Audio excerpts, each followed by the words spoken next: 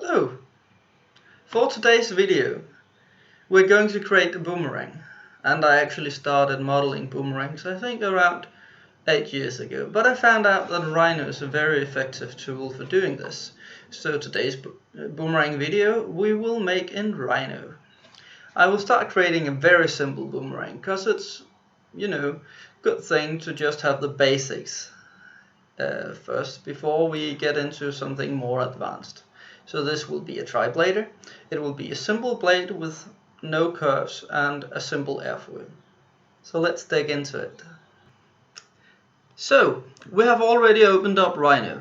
We're going to make a new document. So we get File, New. Save changes? No. I'm sorry, this one is set to Danish. Well, most of the interface is English, so I hope you can follow. We create a large object in millimeters. And like this. So we start on the perspective view, and we're going to model the first wing. We start by drawing a line creating the center section of the wing, or center line.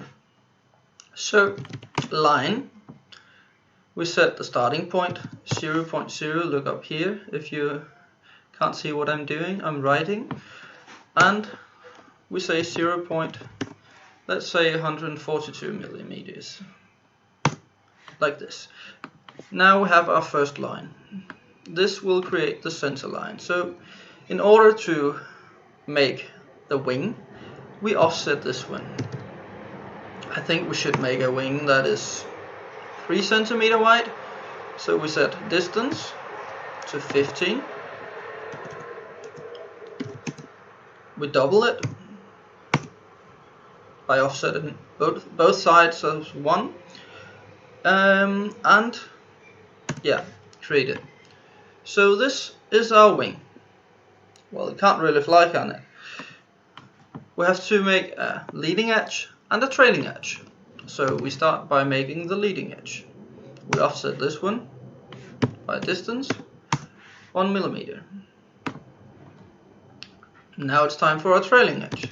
Offset distance 10 millimeters. Okay, so we got a fairly blunt leading edge and, well, I think rather standard trailing edge, if there is such a thing. Next thing we're going to do is we're going to make the arc. So without this it would be, well, I don't think it would be nice to catch just a square wing profile. So let's round off the wingtips. So there's a couple of ways we can do this. First way is the easy one. We just make an arc that connects this line to this line and this line to this line, and that's fairly easy. But it's not very flexible either. So we can do something else. Let's start out by creating a line over here, and then we go to the top view. Now let's move this one back 15 millimeters, and then select this line, this line, this line, and this line. And then we say split. Select cutting object, this line. Now we split the curves. This means that we have a section here and we have a section here. Same goes for all of them except the midline. So we can delete this one, and this one, and this one, and this one, and actually this one as well. So now we can say, oh, let's save this one actually. So arc blend, we find curve, blend curves, arc blend. Select first curve near end, this one. Select second curve near end, this one, and press enter. Okay, we got our wingtip. Let's do the same for the airfoil, the top of the airfoil. Select first curve near end, this one. Select second curve near end, this one. Okay, basic boomerang wing profile, right? But you see, different kinds of boomerang benefit from different kinds of wingtips. So it would be nice if we could adjust this curve just as we liked it. So we could round off the trailing edge, or we could just take this leading edge further back, depending on what we like. So let's explore this option next. First thing we're going to do is delete the lines again, or we can just go back. Undo, undo. Then we're going to make a split. See this one here? We will split this one. So we say split. Actually, we're going to deselect this one. I'm saying split, object to split, this one. Cutting object, this one. Okay. Now we're going to make an arc. One more time. So arc blend. First curve. Second curve. Okay. Now we got a nice arc. Of course we can use different wingtips and we can offset them to the side. Or yeah, we can do a lot of stuff, but let's keep it simple. So what we can do is we can say offset. Then we can offset this one 1 millimeter here, and then we can take it one more time, saying offset distance, and that was 10 millimeters. So right now what we get is we get two profiles that we can mix.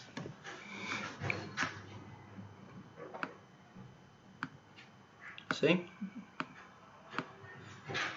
So what we're going to do is this one and this one we need to split. But the point in which we split it we can set actually by moving this one, see?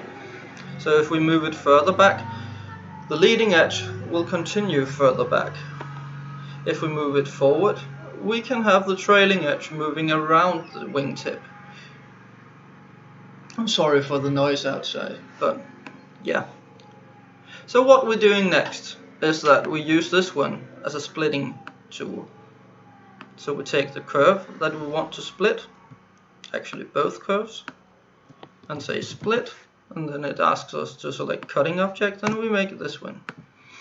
See, now we have this curve, it won't be needed, because it's only the leading edge until here we need. And here we have the trailing edge. Okay, we can now hide this one, and you see we have a, well, rather unfinished boomerang profile, but we indicated how far back we wanted this one to start blending. Next thing we're going to do is to make an curve blend. I will show you. So we're going to make this curve blend. So we split these, we've removed the sections that we didn't want. Now we have to find a good way to blend these two. I think it will go something like up here and down, or maybe, yeah, a little up, but we can adjust it. So let's start by removing this top section. So we take this one, cut it, and we got two elements. Let's delete this one. This one we won't need right now. So go up to curve,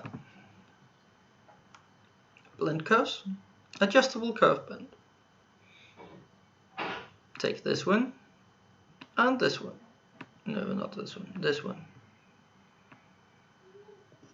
Okay, so flip them like this. Now we actually have, well, a wingtip, and we can adjust it. There's a few options to do this. We can also take this one further down, like this, and see this actually looks quite good.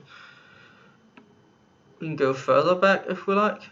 We can even go down here if you want that. I do not. So something like that, maybe, and say OK. So now we got our wingtip.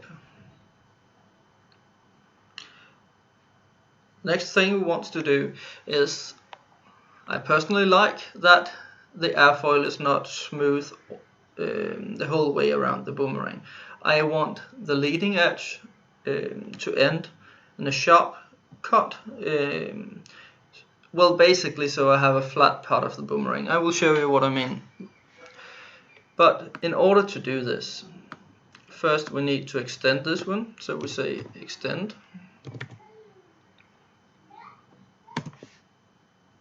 Oh, sorry. We have to first select this arc, and then we say extend. And then we can select the curve that extends to it, like this, and enter. So now we extended this one, so we can use it as a splitting tool. What we will do is we will take this one, say split, cutting object, this one. Now we have two pieces. This one, same, cutting object, this one. Two pieces here. Okay, this one we could actually have cut, like where we had the last one, the last line. But let's try just to use this one. So what we're doing is we say this one, we need to move this up. And this is a little tricky. So I will move this up by clicking this arrow. Then I will tap, just a short press on Alt. I will type 1 still while holding the mouse down, and then I will tap enter. Now we got a copy. And it's moved 1 millimeter up. So this will be the straight section I'm talking about, and then the rest of the airfoil will kind of be put on top of it. So this one, we offset it 1 millimeter, so let's make it 45 degrees. So we do the same here. We take this one, move it, tap Alt, press 3 millimeters, enter, and we have a copy. Now it's already beginning to look a bit more like a wing profile. What we need to do as well is this one. We will place this one 4 millimeters up, so like this, and you can start to see it begin to look like a boomerang, a boomerang wing at least. So next thing we will do is we will connect these parts, this one and this one. And this one we don't really need any longer. No. Yeah, you can see. So what we're going to do now is we're going to connect these two curves, this one and this one. We can do this very easily just by matching the position of the endpoints. So what we can do is we can say match, command line, select first curve and select second curve. Press enter. Now we got a lot smoother transition between the two. And this section right here, this will be the straight section I was talking about, and then this up here will be the curved section of the airfoil, so to speak. So the next part is now we have a wing profile. I will just go to group and we can do a transform. You see, polar transform, center of polar array. We made our midpoint in 0.0, so this is fairly easy to find again. Use that. Now we have to decide how many blades we want. Number of items. That could be 3, and we could say full circle, like this.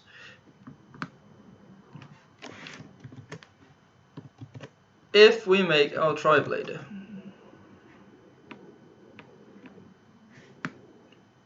it will look like this. And we still need to smooth some corners, but generally speaking we have a boomerang. We could also just change items, just say I, press enter, then select 4. Now we have a 4-blader. I, enter, 5. Now we have a 5-blader. See, so it's very easy this way, just when you have a one wing section, just to make, well, any kind of boomerang. It doesn't make sense though to make a 2-blader, for the simple reason that if you do this, you will get a stick. So don't do that. You can change the fill angle, and then you can use this method as well for 2-bladers.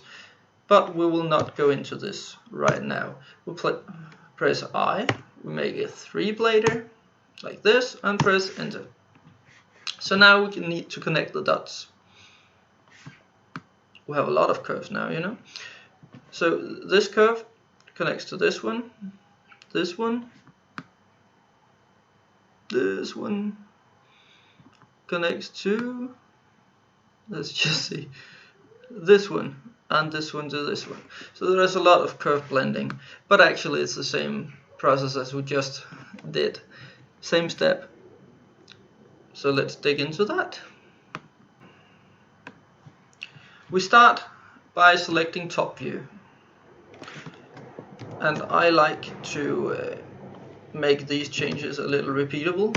I will show you what I mean. So I start by making a circle again in the center, and our wings are 30 millimeters wide, so this circle will be 30, like this.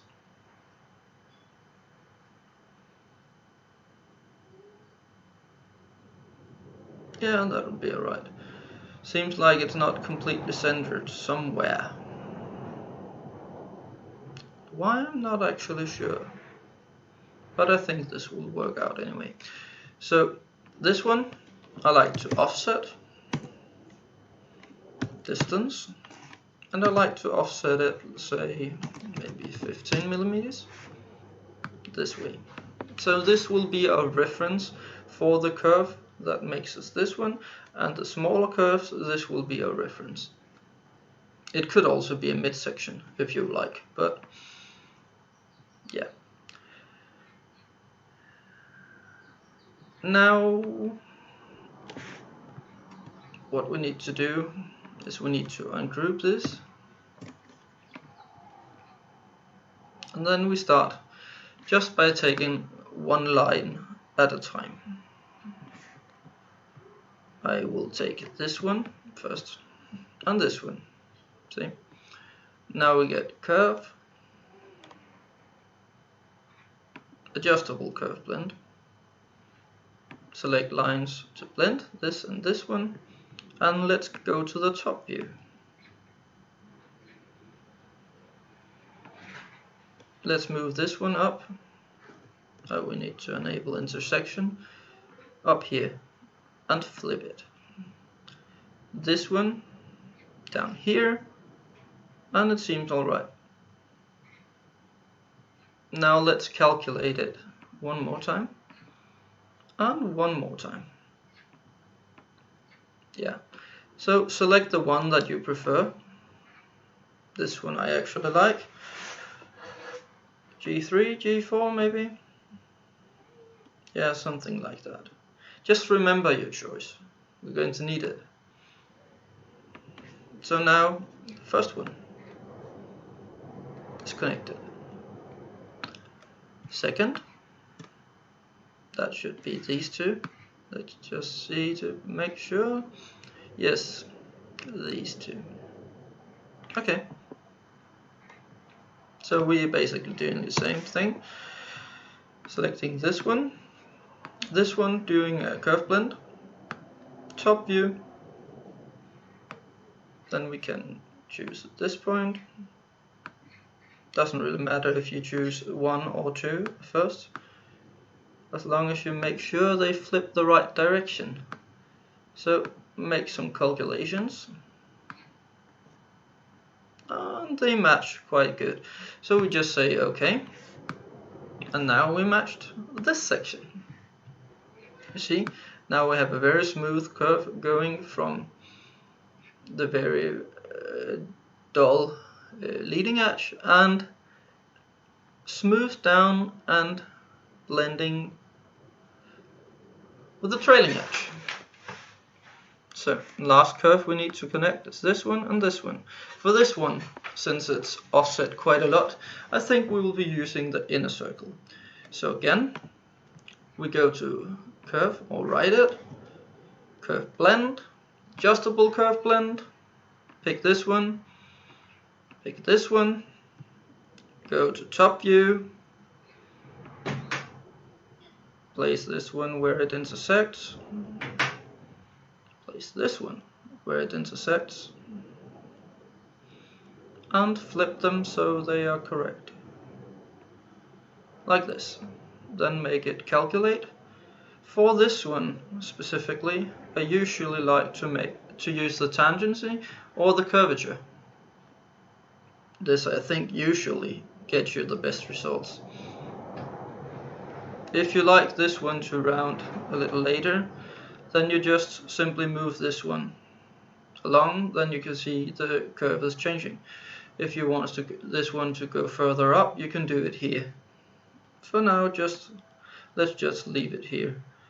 It is, for this example, a simple boomerang, so no need to overcomplicate it.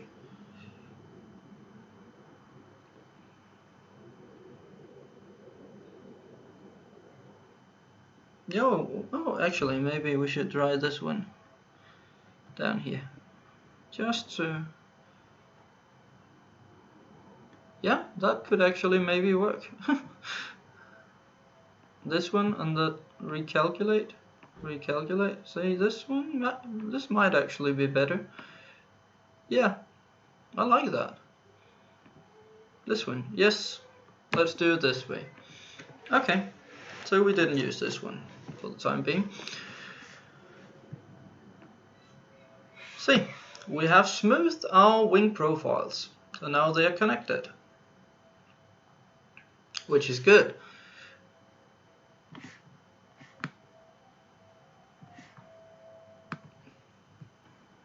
Now let's get rid of all those extra lines. So we start by marking the midlines, the center lines, and we can give them a join just to keep it together. And then this wing we won't need for now. We don't want to do redundant work, just connecting all these lines all around the boomerang. We want to copy this section now that we got the right curve, and then we want to do a transform array and a polar array, just simply so we get it identical all the way around.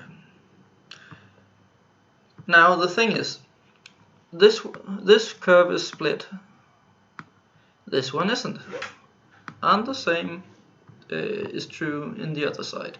If we had more curves and we didn't split them at the time we had the change, then we'll need to do it this way. We select the mid curve and then we say let me see, surface, extrude curve, straight. Now we make a cutting surface. This is like a cutting line, just in 3 dimensions. And this means we can take this curve and then we can say split, and then we can choose this one as a cutting object, and it's split into pieces. Now we can further delete all the pieces that we do not want.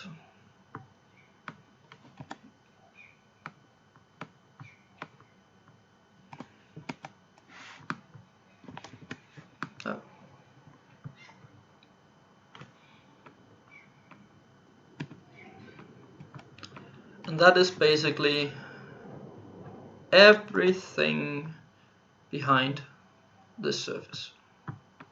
This we won't need anymore.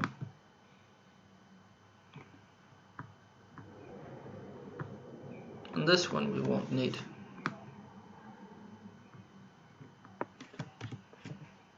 Okay.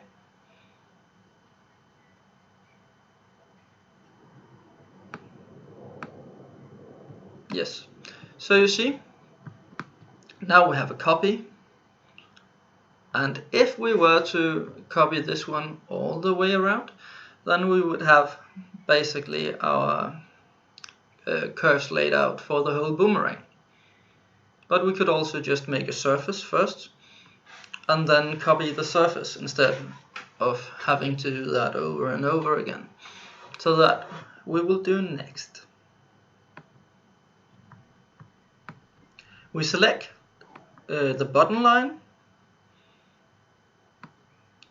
the next line, and we write Loft. We choose the tight style and we want to rebuild it with 50 control points. Now press enter.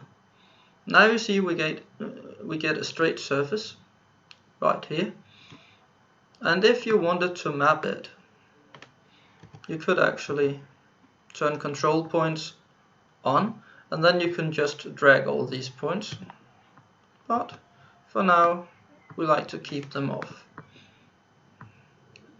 Next thing we'll do is we will take this curve and this top section and do the exact same thing, Loft.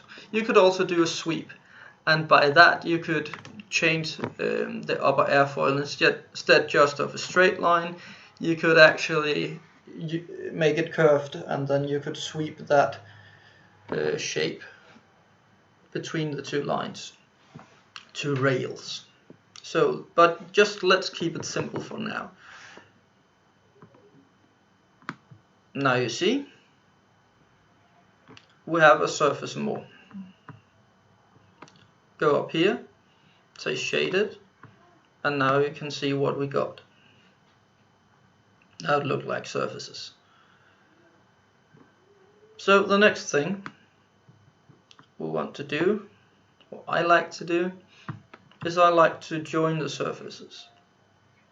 Again, this is just to keep things connected. So you choose one surface and the other one, and you say join. Now they are joined. This one we won't need. I just say hide and then it disappears. Now we come to the point I was talking about. See, you have the shape of the airfoil here, and then you have the straight section. And I personally prefer this one, and I think it has something to do, maybe I'm used to plywood, aircraft plywood boomerangs, and a lot of them has this look. So I prefer model my new boomerangs like this as well. Well, maybe there's a good reason, maybe there's not, and maybe a lot of you boomerang expert, Manu and others, can tell me what the good thing about this or bad thing about this approach would be. Anyway, go to transform, choose array, polar array, and we remember our center is 0.0. Number of items. Now it's very important we select the same number of items that we used last time. So it's 3. It's a full circle. Enter, enter, enter. Now we almost have our boomerang. What we do now is we need to connect the surfaces. We just do a join like this and a cap. And now, ladies and gentlemen, we have our boomerang. This one is now solid, and if we convert it into a mesh, we can export it for 3D printing. So let's do that. We select our boomerang, we go to mesh, from NURBS object, and now I I like to have my mesh in quads, and I won't go into the details about this, but I set my quads quite high. We can choose preview, and now you have a mesh. This is a very fine one. You might be able to reduce it.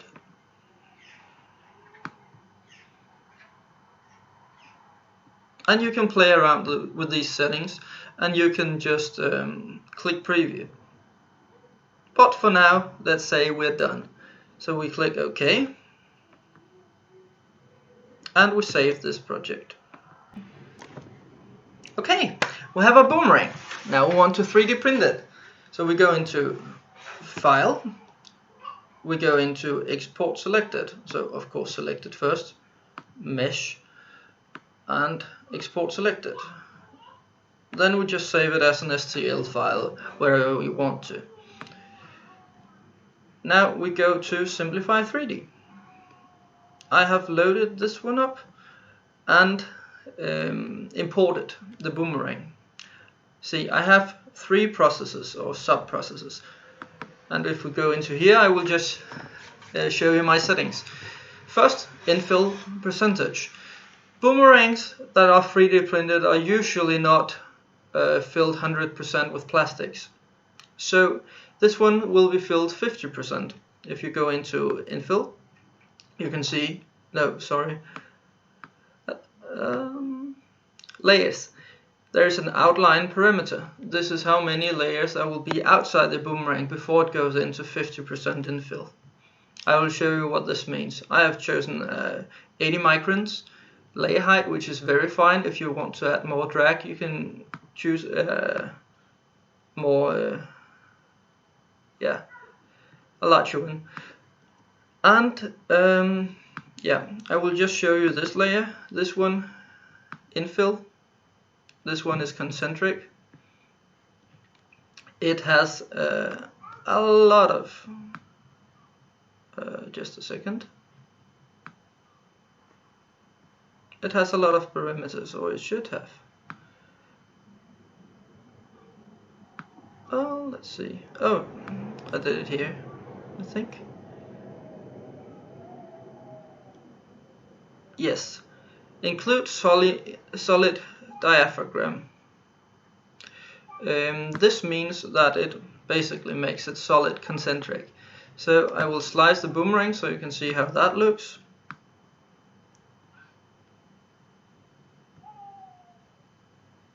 Like this. And see, it starts. There is the infill. I can zoom in a little so you can see. And here comes this concentric infill. And then the infill, and then done. So this is how I would make a boomerang. I added a little more plastic here than you usually do on your models, but that is to make sure that if you want to modify the boomerang, maybe sand it or whatever you like, you have some plastic to work with before you hit the infill. Then there is just left to save it and then export it to your printer.